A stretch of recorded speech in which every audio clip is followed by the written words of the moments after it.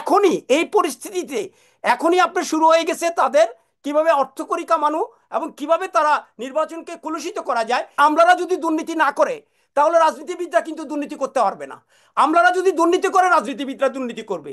আমি একটু শঙ্কিত যে আপনি খেয়াল করে দেখবেন আজ প্রতিটি মিডিয়াতে এখন খুব আলোচিত ঘটনা যে কোথাও কোথাও পুকুরে লাশের খণ্ডিত অংশ পাওয়া যাচ্ছে বরিশালে, এবং বিভিন্ন জায়গায় মেরে আপনার তাদেরকে খণ্ডিত করে বিভিন্ন জায়গায় তাদের লাশ ফেলে দিচ্ছে, এবং বিভিন্ন জায়গায় আপনার আইন শৃঙ্খলা অবনতি হয়েছে, এবং প্রতিটি জায়গায় আপনার আপনার এই যে কি বলে চিন্তায় রাহাজানি এগুলো বেড়ে গেছে।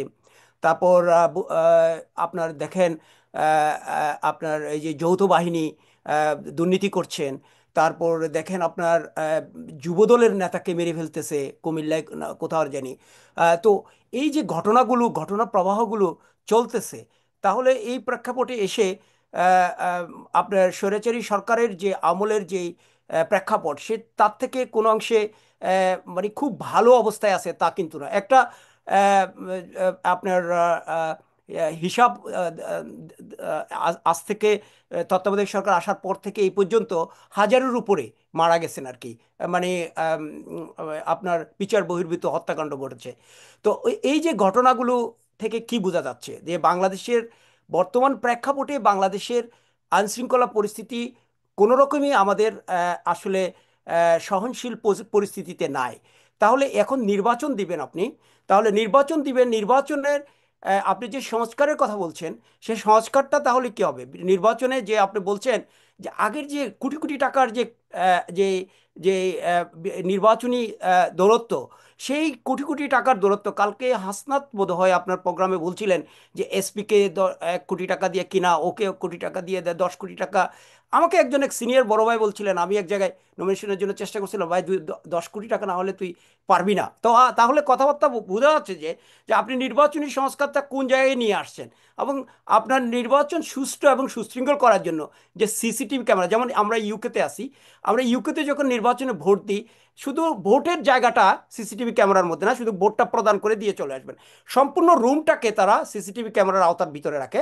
এবং সেখানে আপনি যে আওয়ামী লীগ গিয়ে দখল করবে, বিএনপি গিয়ে দখল করবে, অন্য পার্টি গিয়ে দখল করবে, বাক্স নিয়ে আসবে, এগুলো কোনো সুযোগ নাই। কিন্তু নির্বাচন কমিশনের সুস্পষ্ট নির্বাচন সুষ্ঠু পরিকল্পনার কোনো কিন্তু রূপরেখা আমরা দেখতে পাচ্ছি না। প্রথমত এইটা গেল একটা পয়েন্ট। দ্বিতীয়ত পয়েন্ট হচ্ছে দলগুলোর ভিতরে কোনো রিকনসিলেশন নাই। একটা সিস্টেমেটিক যেটা নির্ধারিত হয়ে গেছে যে আওয়ামী লীগের বিচারের মাধ্যমে এই যে একটা আন্তর্জাতিক ট্রাইব্যুনাল গঠন করা হচ্ছে, যেটা ফ্রিজি হয়ে বসে আছে, তো ওখান থেকে তাদেরকে বিচারের মাধ্যমে আমরা তো চাই যে আওয়ামী লীগ রাজনীতি যারা যারা হচ্ছে ইনোসেন্ট পার্সন ছিল, যারা এই এই ওই তাবেদারি সরকারের সাথে তারা তাদের কোনো সম্পৃক্ততা নাই, তারা আওয়ামী লীগ করতো, আওয়ামী লীগকে বঙ্গবন্ধুকে বিশ্বাস করতো, ভালোবাসতো, বা অথবা তারা ওই দলটা করতো, কিন্তু তাদের মধ্যে আওয়ামী লীগ করে এরকম কোনো ব্যক্তি আমি এখনো খুঁজে পাই নাই যে তাদের ভিতরে অ্যাপোলজি আছে, তাদের ভিতরে রিগ্রেট, এই এই এই কর্মকাণ্ডের জন্য তারা রিগ্রেট করে। আমি একটা লোক আজ পর্যন্ত খুঁজে পাই নাই। তাহলে আপনি এই আওয়ামী লীগকে এখন আপনার সম্রাট জনাব সম্রাট সাহেব বলেন গণভোটের মাধ্যমে তাদেরকে এটার ইয়ামাত, তো গণভোট এখন তো আমাদের বিএনপির, আরে এটা আমি সংবিধানে সরি, তো গণভোট নাই। নাই, গণভোট নাই তো, নাই বিধান নাই সংবিধান তো। নাই। তা এখন গণভোট যদি, যদিও কোনো কারণে আপনার যে পারবেন পরিস্থিতিটা না তো, আপনি পারবেন না, না, পারবেন গণভোট না, কেমনে পারবেন করবেন না, আমি আপনি? আপনার সাথে মানি, তারপরে ওনার কথার পরিপ্রেক্ষিতে বলছি যে উনি যদি গণভোটও করেন, এখন তো আপনি গণভোট করলেও বিএনপির মহাসচিব বলতেছেন যে না তাদেরকে নির্বাচন করতে দাও। যদি বিএনপির যদি ইচ্ছা থাকে যে না ঠিক আছে আওয়ামী লীগ ভোটের রাজনীতির কারণে তাদেরকে, হ্যাঁ ঠিক আছে তাদেরকে রাজনীতিতে আসতে সুযোগ দাও, তাহলে যদি বিএনপি শুদ্ধ ভোট দেয়, আওয়ামী লীগের ভোট দেয়, তো গণভোটে তো তারাই পাশ করবে। রবি ভাই বললো কতক্ষণ আগে যে কিছুক্ষণ আগে ওই যে আপনার মাদারীপুরের কথা আমি উদাহরণ দিলাম, তো ঘটনা তো ও ওইটাই হবে। Test case. বেসিক এটা না, বেসিকটা হচ্ছে রবি ভাই, আপনার সবার উদ্দেশ্যে আমি এটা বলতে চাই, এটা তো নির্ধারিত হয়ে গেছে, এটা নিয়ে আবার আলোচনা আনতেছেন কেন? বিচার হবে, হ্যাঁ বিচারের জন্য আমাদের প্রত্যেকটি দল একসাথে রিকনসিলিয়েশন করে সিটিং বসে আমরা যেন বিচারটা সঠিকভাবে হয়। আর যদি এই বিচারই না হয় তাহলে এইসব গণ আন্দোলন বলেন, বিপ্লব বলেন, যত যাই বলেন, মানুষ আর কখনো মানুষকে, এই সাধারণ মানুষ এই রাজনীতিবিদদের বিশ্বাস করবে না। বা এই যে গণ অভ্যুত্থানের ছাত্র ছাত্র রাজনীতি অথবা বিপ্লবের রাজনীতি কোনো কিছুতে মানুষ আর যাবে না। এই জন্য রাজনীতিবিদ যা নাই ইচ্ছা কিন্তু, তাক, সরি সরি, আমলা আছে, রাজনীতিবিদ নাই। এখন দেশটা আমলাও যদি আছে, হ্যাঁ, আমলারও আছে। রাজনীতিবিদদের দোষ দিয়েন না, রাজনীতিবিদদের দোষ দিয়েন দাদা না। আমি বলছি এখানে রাজনীতিবিদরাও আছে, আমলাও আছে, পুলিশ প্রশাসন আছে, আর্মি আর্মি প্রশাসন আছে, সবাই, সব জায়গাতেই দুর্নীতি আপনার এমন একটা করাল গ্রাসে রূপ নিয়েছে।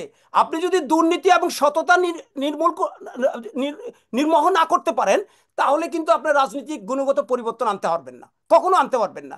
আপনি যদি, আমলারা যদি দুর্নীতি না করে, তাহলে রাজনীতিবিদরা কিন্তু দুর্নীতি করতে পারবে না। আমলারা যদি দুর্নীতি করে, রাজনীতিবিদরা দুর্নীতি করবে। আর রাজনীতিবিদরা দুর্নীতি করলে আমলারাও দুর্নীতি করবে। রাজনীতিবিদরা কালকে থেকে বলক, সমস্ত রাজনীতিবিদরা আমরা আমলাদের দুর্নীতি করতে দিব না, দেখবেন আমলাদের কি পরিস্থিতি সৃষ্টি হয়, দেশের ভিতরে কি শৃঙ্খলা সৃষ্টি হয়। আপনি দেখেন গরিব, এবং আপনি একজন উচ্চশিক্ষিত ব্যারিস্টার, আপনার একটা অবস্থান আছে, আপনার একটা আর্নিং আছে, আপনি বুঝতে পারবেন বা পারবেন না।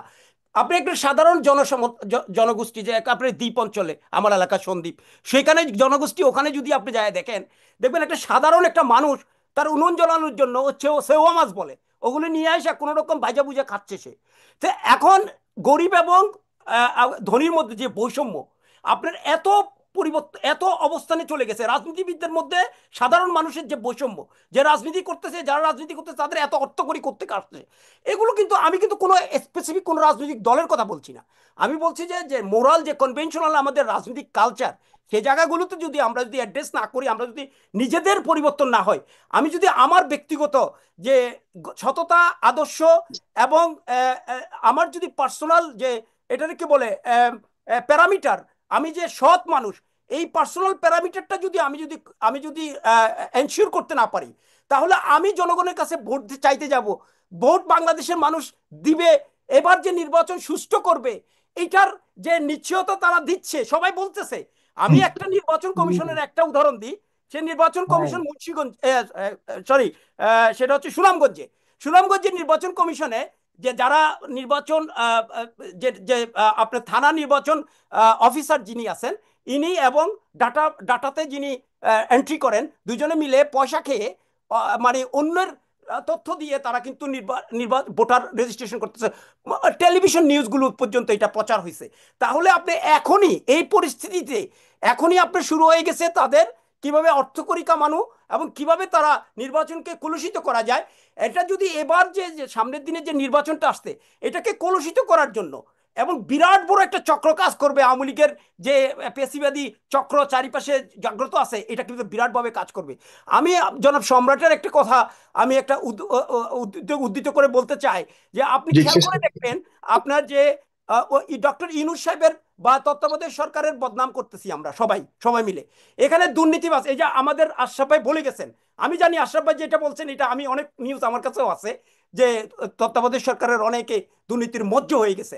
কিন্তু আমি ওই প্রসঙ্গে যাচ্ছি না, আমি বলতে চাচ্ছি, নাহিদ তার নিজের একটা, তে তথ্য মন্ত্রণালয়ের দায়িত্বে আছে, তার নিজের একটা ঘোষণা, যে সে পদত্যাগ করবে, আসিফ এবং নাহিদ পদত্যাগ না, করে। তারা এমন কিছু বলেনি, তারা বলেছে এটা না না, বলে নাই, কিন্তু উনি বলে তথ্য আসছে। মন্ত্রণালয়ে থাকা অবস্থায় এই ধরনের নিউজ প্রচার হচ্ছে।